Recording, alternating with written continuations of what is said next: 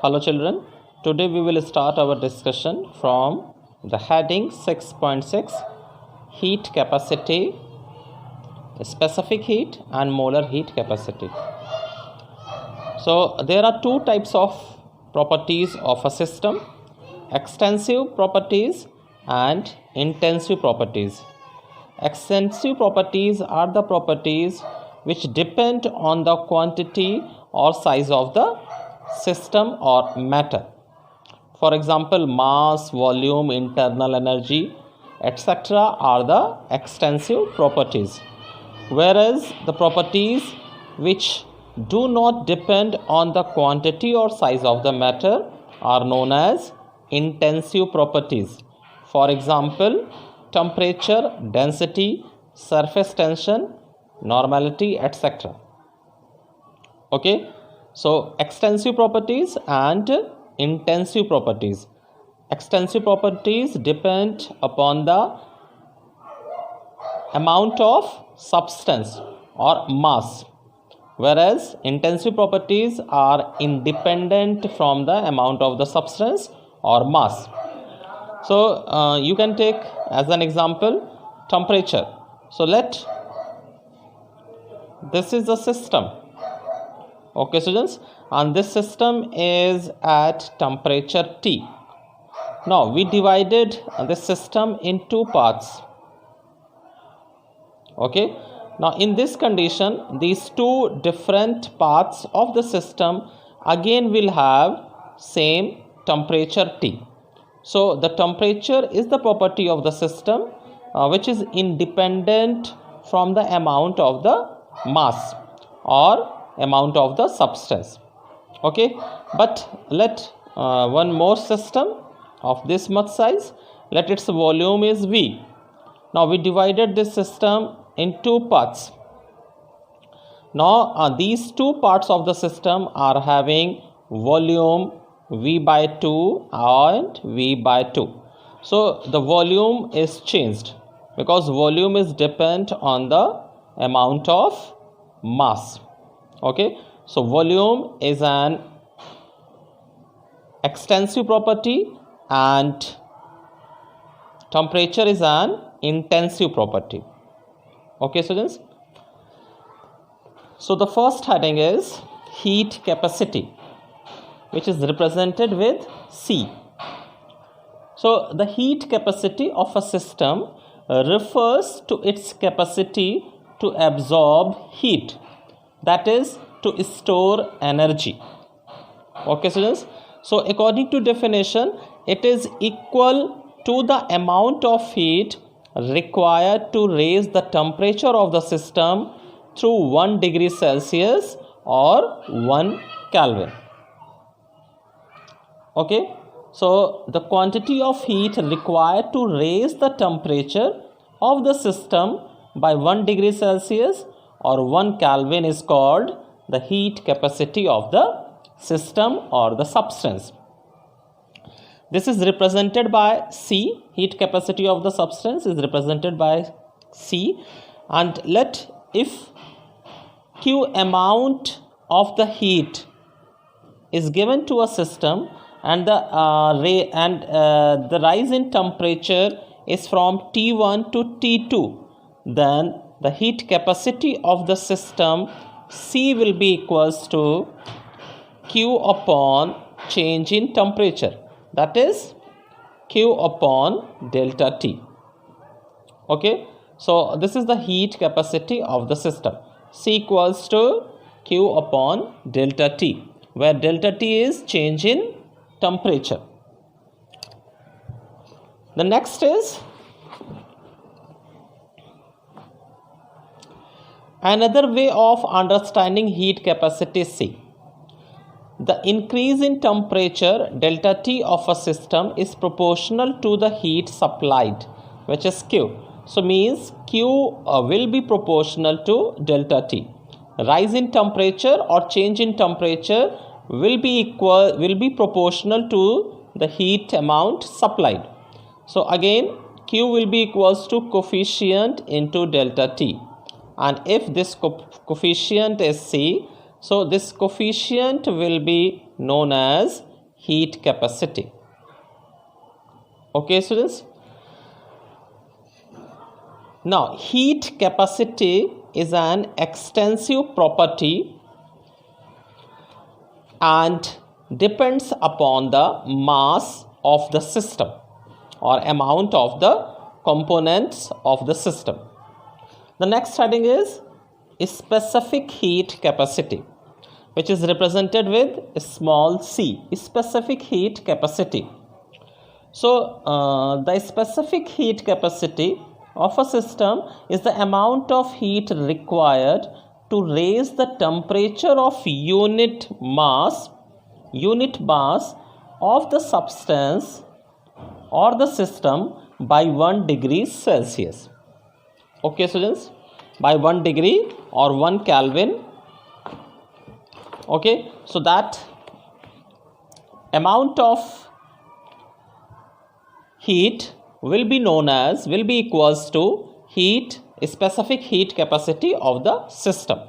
So according to the definition which is written here, it is defined as the amount of heat needed to raise the temperature of 1 gram. Instead of unit mass, 1 gram is given. 1 gram of the substance through 1 degree Celsius or 1 Kelvin. Okay, students. So represented with small c, specific heat capacity.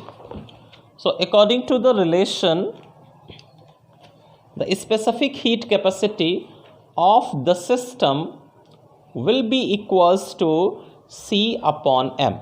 C is the heat capacity of the system and M is the mass of the system, or it will be equals to C heat capacity equals to specific heat capacity, specific heat and mass, specific heat into mass of the system or substance. Okay, students, or we can represent specific heat capacity as equals to Q upon M into delta T. So delta T is here change in temperature, M is the mass of temperature, mass of the system or mass of the substance, Q is the heat supplied. Okay, so this ratio will be equals to specific heat capacity. Then one more relation is given here for a specific heat capacity in the terms of Q. Q will be equals to C into M into delta T. Okay, this Cm equals to heat capacity, so it will be again equals to C into delta T. After this, molar heat capacity of the system. According to definition, it is the amount of heat needed to raise the temperature of 1 mole of the substance through 1 degree Celsius or 1 Kelvin. Okay, students, and molar heat capacity is represented by Cm.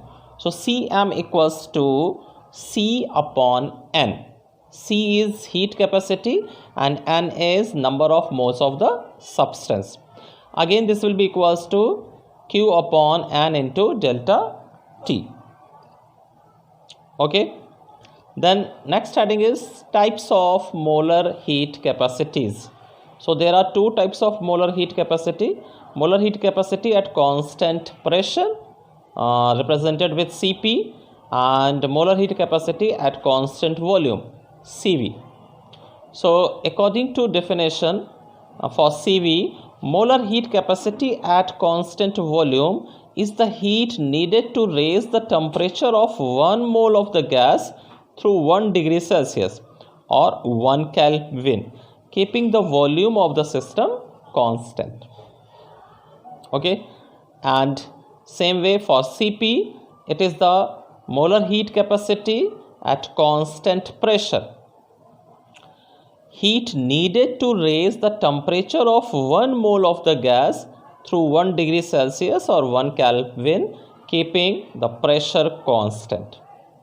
Okay, students, so Cv and Cp.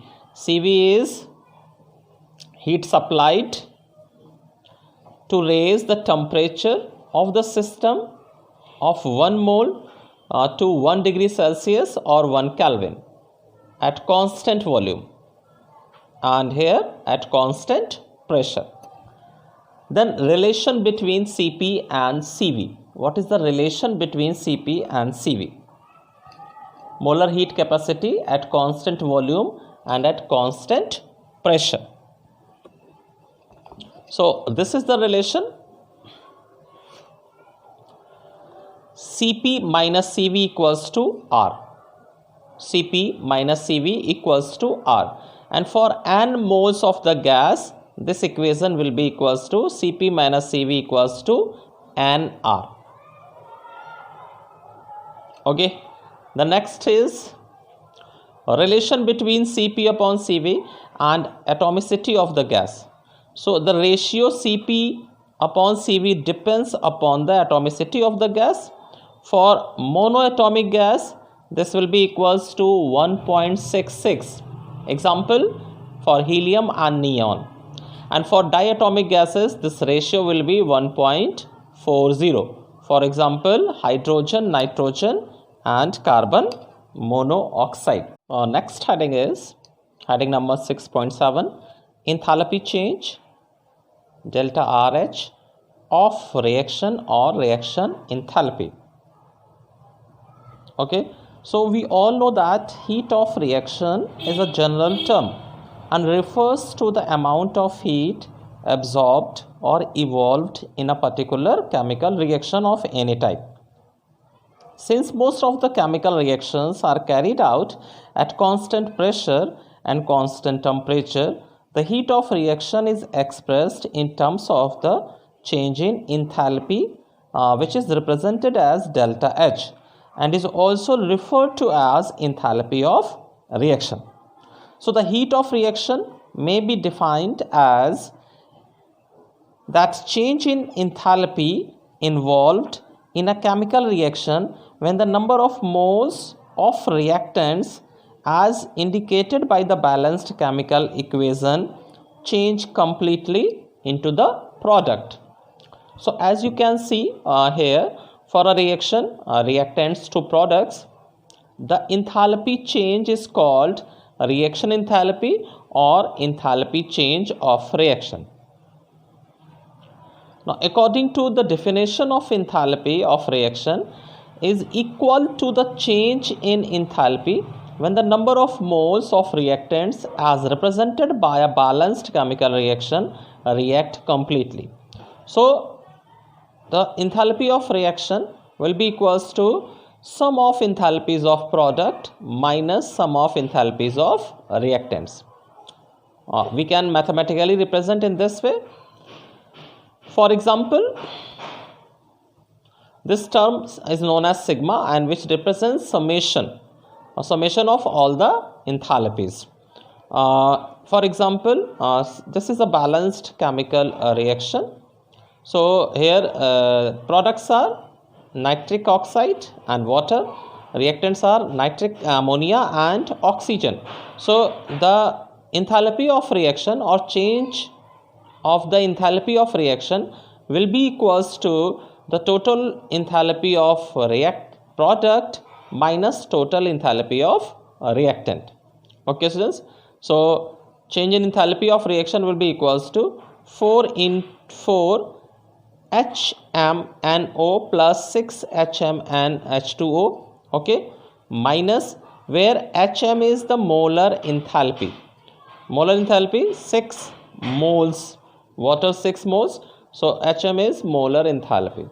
Okay, so we will add all the enthalpies of product and all the enthalpies of reactant, then total of enthalpies of product will be subtract total enthalpy of reactant, and in this way we will get change in enthalpy of the reaction. Okay students, then next is some facts about enthalpy change. First, direction of the reaction. If the reaction is reversed, the sign of delta RH is also reversed. Okay, so the example is given here. If for this reaction sign of delta H is minus, then for the reverse reaction it will be plus. Okay, then moles of reactants. If the moles of all the reactants taken are doubled, then value of delta RH will also doubled. Then physical state. The delta RH of reaction depends on the physical state of the reactants and products. Okay, so with the change in physical state of the same reactant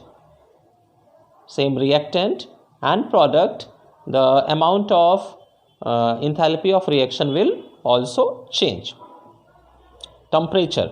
Delta RH depends upon the temperature of the reaction. So if the temperature will change, this value also change. Volume of reaction mixture.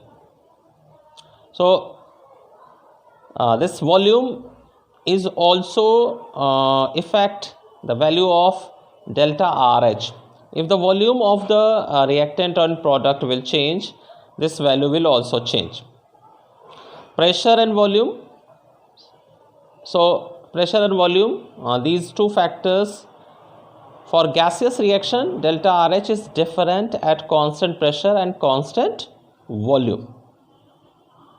Allotropic forms. This delta RH value is also depend upon the allotropic forms. For the different allotropic forms, value of delta RH will be also different. Okay, students. The next heading is types of enthalpies. So number of times questions are asked from here only for the definition of types of enthalpies. So types of enthalpy. First is enthalpy change during phase transformation, and second is enthalpy change in a chemical reaction. So first, enthalpy change during phase transformation. Okay, so if a substance or matter changes from solid to liquid or liquid to gas or gas to liquid, so in those cases the change in delta RH is also calculated. Okay, and it will be different also. Why? Because attraction forces among the molecules in different states of matter are different. Okay, students. So such physical changes are of several types, and few important are: first is enthalpy of fusion. Enthalpy of fusion. So it is the change of enthalpy when 1 mole of a solid substance changes to its liquid state at its melting point. Then second heading is enthalpy of vaporization. It is the change in enthalpy when 1 mole of a liquid changes into vapor state at its boiling point. The next is enthalpy of sublimation. So enthalpy of sublimation is represented as delta sub H naught. Okay, so naught is for standard enthalpy of sublimation. Definition: it is the change in enthalpy when 1 mole of a solid changes directly into its vapor state at constant temperature and 1 bar pressure. For example, CO2 solid to CO2 vapor.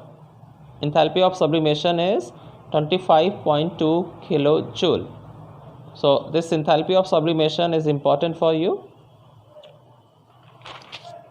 Then next is enthalpy change in a chemical reaction. So there are several types of enthalpies depending upon the type of chemical reaction. First is enthalpy of formation. Definition: enthalpy of formation is equal to the change in enthalpy when 1 mole of a compound is formed from its element under given condition of temperature and pressure. So formation of 1 mole of the substance from its elements under the given set of conditions. This is known as enthalpy of formation. So this is represented as delta FH, enthalpy of formation, and it may be positive or negative. So standard enthalpy of formation, according to definition, standard enthalpy of formation is represented as delta FH naught and is equal to the change in enthalpy when 1 mole of the compound is formed or substance is formed from its elements in their most stable and standard state. Okay. For example, a standard enthalpy of formation of CO2 at 298 Kelvin and 1 bar pressure is minus 393.5 kilojoule per mole. Okay, students. So this is the standard enthalpy of formation. So definition is important for you. The next is enthalpy of combustion. It is the change in enthalpy when 1 mole of the substance is completely oxidized in the presence of oxygen. Okay, 1 mole of the substance oxidized in the presence of sufficient amount of oxygen. After this, standard enthalpy of combustion, represented as delta CH naught. It is the change in the enthalpy when 1 mole of the substance under standard condition of 298 Kelvin temperature and 1 bar pressure is completely oxidized to its products under standard condition. So these are the standard condition: 298 Kelvin temperature and 1 bar pressure. So 1 mole of the substance under these conditions changes in the form of products. So the enthalpy change will be known as standard enthalpy of combustion. Okay. Then enthalpy of neutralization. Most important heading or definition. It is the change in enthalpy when 1 equivalent of an acid is neutralized by 1 equivalent of base. 1 equivalent of acid, 1 equivalent of base. So change in enthalpy in this condition is known as enthalpy of neutralization. For example, sodium hydroxide aqueous is reacting with hydrochloric acid aqueous, forming NaCl and water. So if we write this equation in ionic form, so you can see here that Na plus and OH minus ion reacting with H plus and Cl minus ion, forming Na plus Cl minus plus H2O. Okay, students. So the ions, similar ions which are present both the side, we can remove those ions. So after removing these ions, we will get OH minus plus H plus, forming H2O. Okay, and same way here in this second example also, OH and H plus forming H2O. So the neutralization involves the combination of 1 equivalent of OH minus ions and 1 equivalent of H plus ions to form 1 mole of water. It means enthalpy of neutralization of a strong acid and a strong base is 57.1 kilojoule per equivalent, irrespective of the strong acid or strong base taken. Okay, so around all the strong acid and strong bases will have similar value of enthalpy of neutralization. It is because strong acid and strong bases are completely ionized in solution, and neutralization involves the reaction between OH minus and H plus ions. Okay, students. So overall, OH minus and H plus ions are involved in the neutralization reaction, and actually with the help of these ions 1 mole of water is formed. So we can say this is the reaction in which formation of water molecule is taking place. So enthalpy change will be enthalpy change for formation of water. Okay, and that is why this value enthalpy of neutralization, which is actually enthalpy of formation of water, remains constant for different strong acids and strong bases. But the value of enthalpy of neutralization changes for different weak acids and weak bases. Here the value is not constant. Okay, so most of the time a reason can be asked from here that why enthalpy of neutralization for the different type of strong acids and strong bases is remain constant. Why it is so? So you have to give the reason accordingly on the basis of this reaction. Okay, students.